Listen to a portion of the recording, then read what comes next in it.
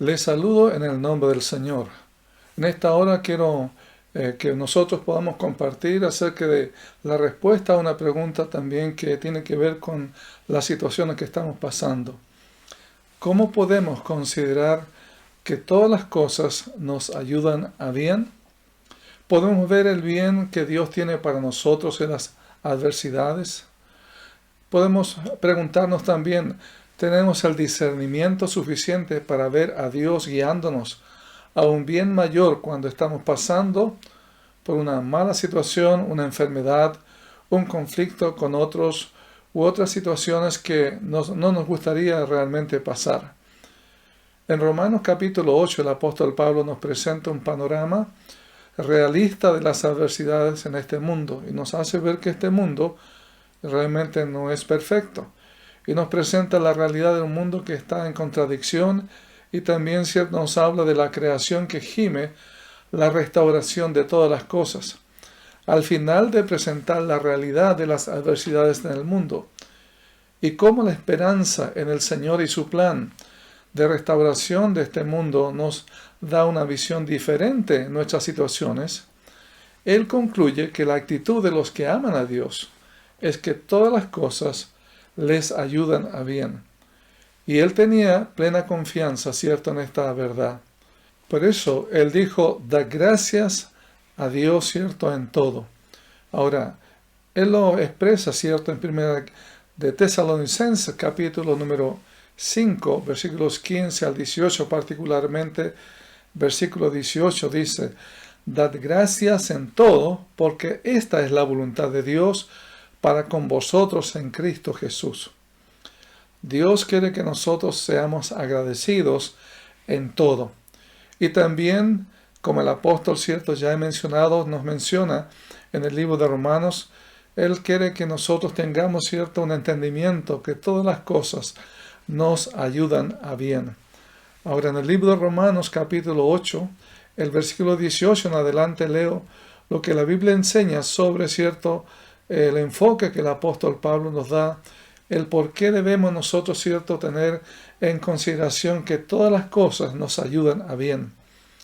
El versículo 18 dice, pues tengo por cierto que las aflicciones del tiempo presente no son comparables con la gloria venidera que en nosotros ha de manifestarse. Porque el anhelo ardiente de la creación es el aguardar la manifestación de los hijos de Dios. Porque la creación fue sujetada a vanidad, no por su propia voluntad, sino por causa del que la sujetó en esperanza. Porque también la creación misma será libertada de la esclavitud de corrupción a la libertad gloriosa de los hijos de Dios. Porque sabemos que toda la creación gime a una, y a una está con dolor de parto hasta ahora. Y no solo ella, sino que también nosotros mismos, que tenemos las primicias del Espíritu. Nosotros también gemimos dentro de nosotros mismos, esperando la adopción, la redención de nuestro cuerpo. Porque en esperanza fuimos salvos, pero la esperanza que se ve no es esperanza, porque lo que alguno ve, ¿a qué esperarlo? Pero si esperamos lo que no vemos, con paciencia lo aguardamos. Ahora, el versículo número 26 en Romanos capítulo 8, la Biblia nos dice que de igual manera el Espíritu nos ayuda en nuestra debilidad, pues que hemos de pedir como conviene, no lo sabemos. Pero el Espíritu mismo intercede por nosotros con gemidos indecibles. Mas el que escudriña los corazones sabe cuál es la intención del Espíritu, porque conforme a la voluntad de Dios intercede por los santos. Y aquí está el pasaje tan relevante que queremos resaltar realmente respecto a que todas las cosas a los que aman a Dios, dice la Biblia, les ayudan a bien.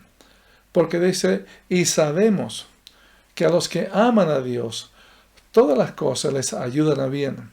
Esto es, a los que conforme a su propósito son llamados, porque a los que antes conoció también los predestinó, para que fuesen hechos conforme a la imagen de su Hijo, para que Él sea el primogénito entre muchos hermanos. Amén. Entonces, vemos aquí, ¿cierto?, cómo el Señor nos muestra la realidad de esta verdad que el apóstol Pablo, ¿cierto?, menciona como una aplicación personal para ti y para mí. Hay aflicciones, hay un mundo, ¿cierto?, que está en conflicto, pero ¿de qué manera tú y yo tomamos las circunstancias adversas? Eso significa que todo lo que nos pasa realmente tenemos que tomarlo bajo el concepto que Dios quiere que lo consideremos. Dice la Biblia, sabemos que a los que aman a Dios, todas las cosas les ayudan a bien. Esto es a lo que conforme a su propósito son llamados. Y realmente Dios nos muestra en su palabra que todo lo que nos pase está, ¿cierto?, en la mano de Dios y es bueno para nosotros. Lo malo sigue prevaleciendo, ¿cierto?, en nuestro mundo caído. Pero Dios es capaz de cambiar todas las circunstancias a nuestro favor, a pesar de que sean malas circunstancias. Es difícil comprender el hecho de que Dios no está ocupado en hacernos felices, sino en cumplir los propósitos que Él tiene para ti y para mí. Y ese propósito es llevarnos al carácter de su Hijo, purificar nuestra fe. Recuerdo, ¿cierto?, en la Biblia que hay un joven que vio morir a su madre, sufrió el odio y maltrato de sus hermanos, que transaron con los mercaderes que compraban esclavos, luego sufrió el trato injusto como hicieron en un país extraño, sintió la soledad y el abandono de su padre que le amaba, tuvo que aprender de una cultura y un idioma que no entendía. Fue tentado por el acoso de una mujer que lo acusó injustamente, luego sufrió el abuso de un jefe que lo llevó a la cárcel siendo inocente. A pesar de que hizo bien a sus amigos en la cárcel, lo olvidaron. Y una vez cierto que ellos salieron de la cárcel. Pero a este joven, Dios lo levantó para ser el segundo de una gran nación pagana, llegando a ser el primer ministro de Egipto. Cuando estuvo en la cúspide del éxito en el mundo, tuvo la oportunidad de vengarse de sus hermanos cuando vinieron a él por sustento. Habían ya transcurrido muchos años y la situación económica había cambiado, estaban buscando el sustento, porque estaba todo un tema de hambruna. Pero la actitud de este hombre, de este joven, no fue la venganza y odio hacia ellos, la actitud carnal, sino que su visión fue la visión que siempre tuvo en su corazón, una visión como la del apóstol Pablo. ¿Cuál fue la visión del apóstol Pablo? Que a los que aman a Dios, todas las cosas les ayudan a bien. Ahora, la Biblia da testimonio de la actitud de este joven en el libro de Génesis, capítulo 50, el versículo 18 hasta el 21. Dice la Biblia que vinieron también sus hermanos, luego es cierto que pasó todo el proceso que la mayoría de ustedes pueden saber, y se postraron delante de él, siendo ahora el primer ministro, el que tiene gran poder sobre ellos y también sobre todo Egipto. Y dijeron, henos aquí por siervos tuyos. Y ellos tenían temor, de que obviamente José, podía tomar venganza. Pero ¿qué le respondió José? Le respondió José, dice, versículo 19, no temáis, ¿acaso estoy yo en lugar de Dios? Vosotros pensasteis mal contra mí, mas Dios lo encaminó a bien, para hacer lo que vemos hoy, para mantener en vida a mucho pueblo. Ahora pues no tengáis miedo, yo os sustentaré a vosotros y a vuestros hijos. Y así los consoló y les habló al corazón. Amén. Entonces, cuando a veces nosotros pensamos mal sobre ciertas situaciones, a un conflicto que hemos tenido con otros, Dios quiere que tengamos un corazón limpio, pensando principalmente que Dios está en control de las situaciones y que Él va a llevarnos al bien. Tarde o temprano Dios va a enseñarnos y va a mostrarnos, el bien que Él tiene para nosotros. No significa que no seamos responsables de nuestros propios pecados, porque también, está el hecho de que hay circunstancias que tenemos que pasar por nuestras propias faltas, nuestros realmente errores. Para José, el que fue vendido por sus hermanos, todo este episodio en su vida lo entendió como planificado o permitido por Dios para que él, realmente pudiera estar interviniendo en sus vidas y traerle bien a su familia y aún a sí mismo. Vosotros pensasteis mal contra mí, mas Dios lo encaminó a bien para hacer lo que vemos hoy, para mantener en vida a mucho pueblo. Amén. Ahora, una pregunta en este sentido entonces, ¿qué implicancias tiene la enseñanza que todas las cosas nos ayudan a bien? ¿Qué significa eso? Quiero decir en primer lugar que el plan de Dios es un plan benéfico grande. ¿En qué sentido es benéfico o beneficioso para nosotros? La Biblia dice que todas las cosas nos ayudan a bien. El bien de Dios no siempre nos parece bien a ti o a mí, pero sí a largo plazo.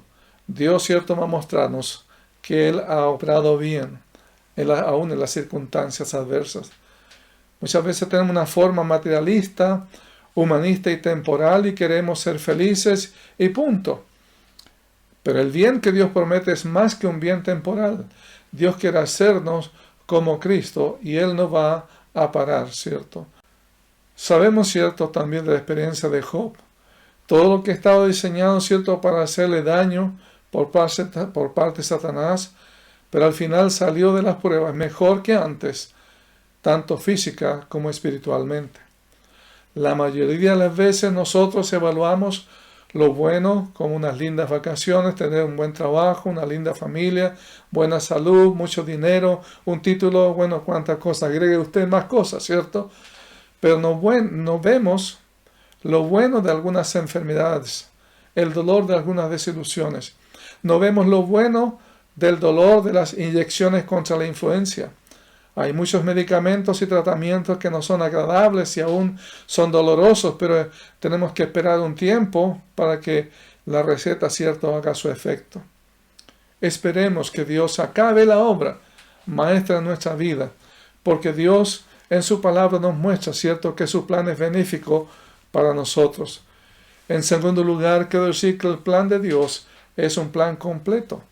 Porque la Biblia dice que Dios obra a través de todo, todas las cosas, no algunas que a usted le gusta o a mí me gustan. Entonces Dios dice en su palabra que todas las cosas a los que aman a Dios les ayudan bien. Entonces es un plan completo. Pregunta personal, ¿cómo usted ha visto que Dios ha estado obrando en todas las cosas en su vida? ¿Cómo usted ha visto que Dios ha estado obrando en todas las cosas en su vida? ¿Cómo puede Dios obrar en todo? La Biblia dice que Dios está en control de todo. Todo puede incluirse en este término que no podemos, ¿cierto?, dudar de todo esto. No tenemos que dudar de esta gran verdad. Todo puede incluirse en este término y por lo tanto no dudemos, ¿cierto?, de esto. Ahora, en tercer lugar, luego que podemos ver que el plan de Dios es benéfico y el plan de Dios es completo, porque todas las cosas nos ayudan a bien, también podemos decir que este plan de Dios es un plan restringido, solo para los que tienen una actitud correcta para con Dios. Una vez más quiero repetir, este plan no es para todos, sino el plan de Dios es restringido para los que tienen una actitud correcta para con Dios. ¿Qué son esas actitudes? La Biblia dice que a los que aman a Dios, todas las cosas les ayudan a bien. ¿Quiénes son los que aman a Dios? En primer lugar, quiero decir que la Biblia nos enseña que el amor a Dios no es algo que nace en ti o nace en mí, sino que la Biblia dice que Él nos amó a nosotros primero. De hecho, eso es lo que dice el apóstol Juan en 1 Juan capítulo 4, el versículo 19. Dice la Biblia que nosotros le amamos a Él porque Él nos amó primero. Por lo tanto, el amor a Dios parte por reconocer la misericordia que Dios ha tenido con nosotros al dar a su Hijo sin que ni siquiera nosotros hubiéramos nacido o siendo conscientes de esa muestra de amor. 1 Juan capítulo 4, versículo 16 dice, y nosotros hemos conocido y creído el amor que Dios tiene para con nosotros. Dios es amor, y el que permanece en amor permanece en Dios y Dios en él. Entonces, la primera cosa que hay que considerar es que todas las cosas les ayudan a bien a los que aman a Dios, pero para amar a Dios hay que ser humilde en reconocer el amor que Dios ha tenido por ti primero. Nadie puede, cierto, decir que ama a Dios si no ha sido capacitado para reconocer la misericordia que Dios tiene por usted.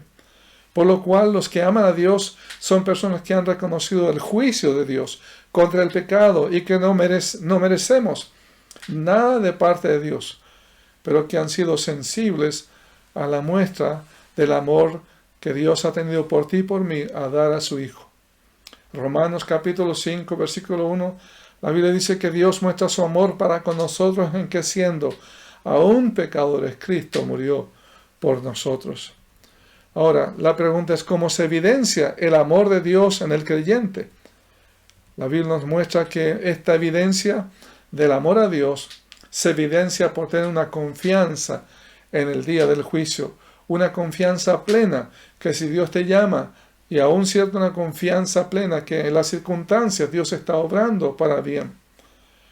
1 Juan capítulo 4, versículo 17 y 18 dice: en esto se ha perfeccionado el amor en nosotros para que tengamos confianza en el día del juicio.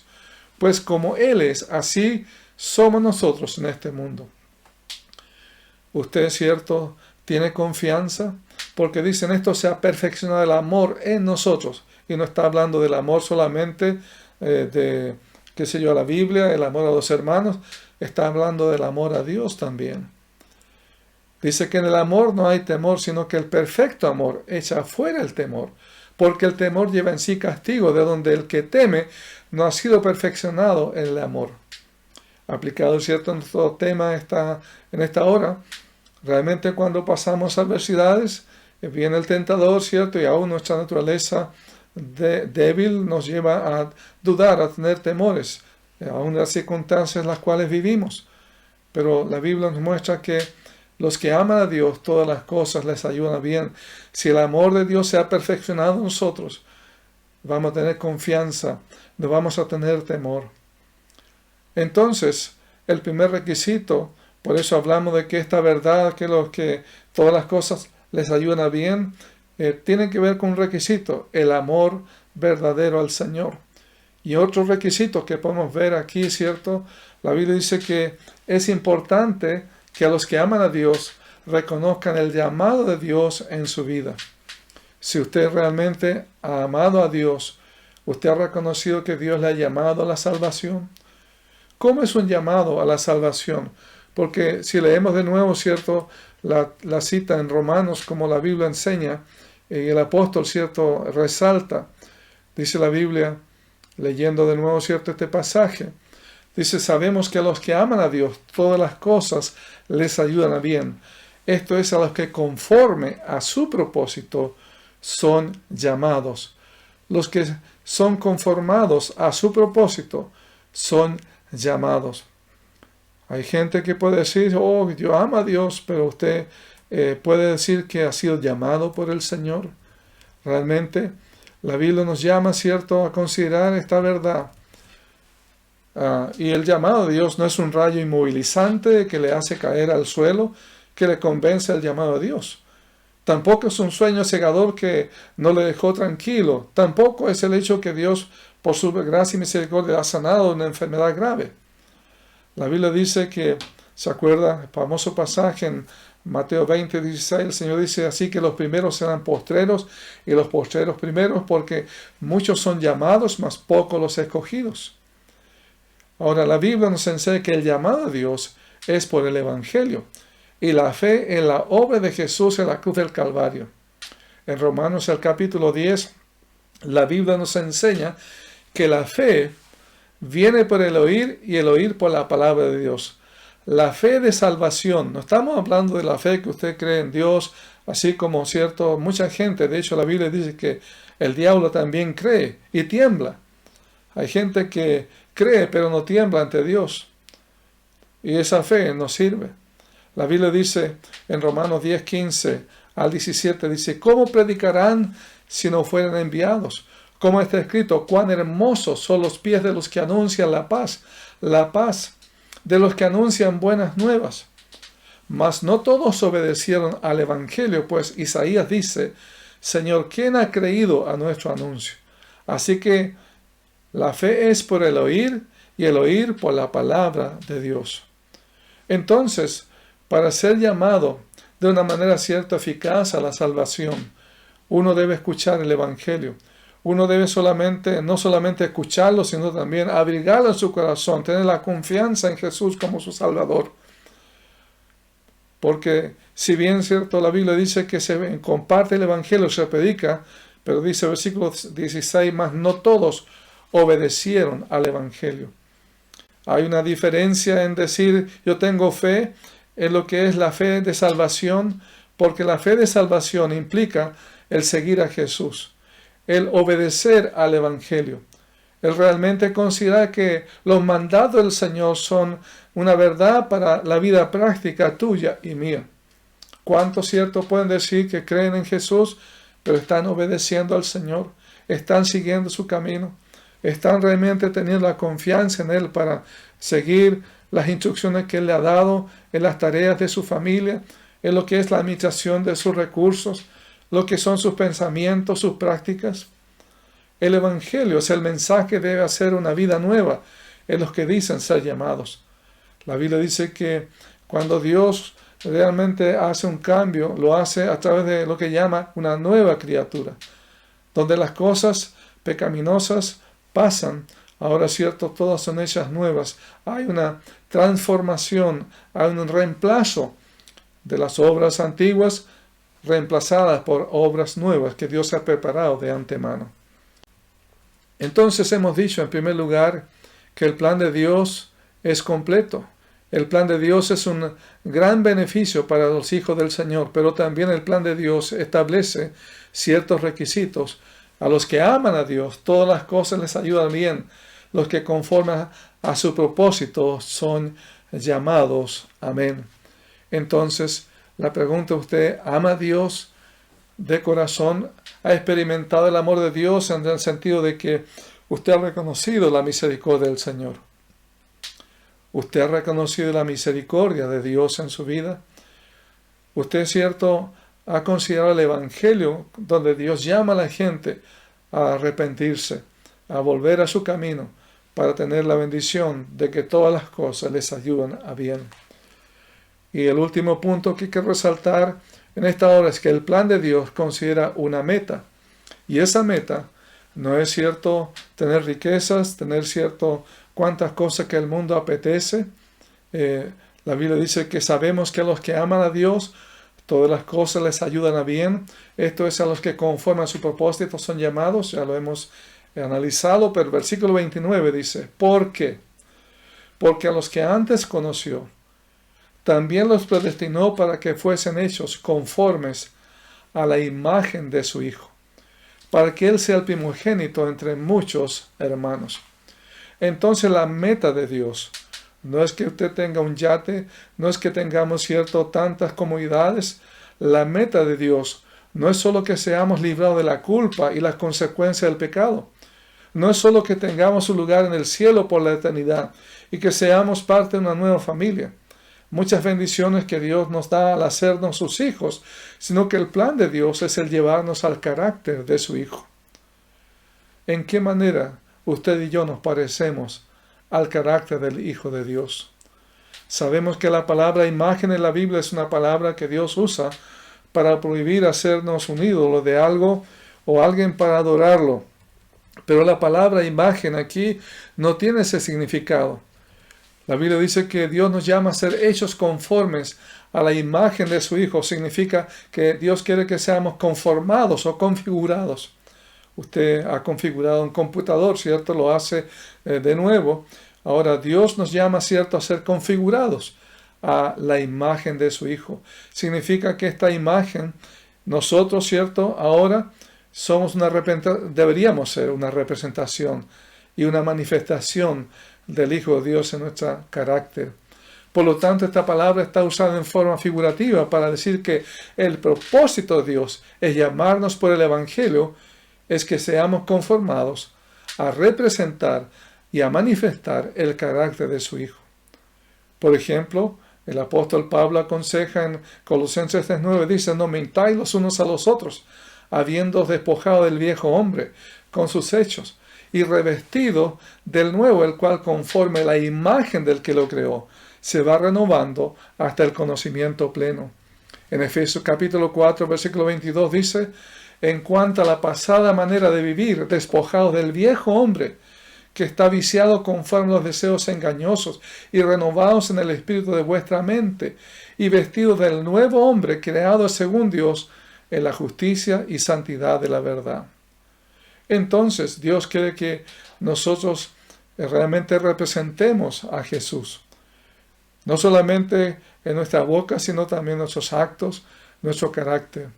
Que respondamos como Cristo lo hizo, ¿cierto?, ante la adversidad, ante la persecución, ante, ¿cierto?, las circunstancias adversas, aunque Él pasó yendo a la cruz. Ahora, como una aplicación, podemos preguntarnos, y pregúntese también usted a sí mismo, ¿en qué manera usted ve que Dios está trabajando sus adversidades? ¿En qué manera yo, cierto, puedo ver que Dios está trabajando en mis adversidades? Hay muchas circunstancias que Dios nos permite pasar. Ahora, si al salvarnos y perdonarnos, el Señor nos llevaría inmediatamente al cielo, no tendríamos más problemas. Pero el Señor nos enseña que en el mundo tendréis aflicción. Confiad, dice el Señor, yo he vencido al mundo. Ahora, cuando el Señor nos salva y nos perdona y nos hace sus hijos, nos deja en la escuela de la vida, pero ahora con un enfoque diferente al mundo. Vemos las circunstancias bajo el prisma de Dios. Si alguien nos ofende, tenemos que mirar cómo Cristo reaccionó ante las ofensas y ver el bien que Dios hizo con nosotros y aprender a perdonar. Si tenemos una aflicción como una enfermedad, tenemos que ver el bien que Dios nos permite sacar en cuanto al dolor de la aflicción. Dios nos puede estar llamando a su gloria. Dios nos puede estar dando oportunidad para crecer en Él, a depender más en Él. Dios nos está dando la oportunidad de ver el bien en ser más sensibles y comprensivos con los que sufren.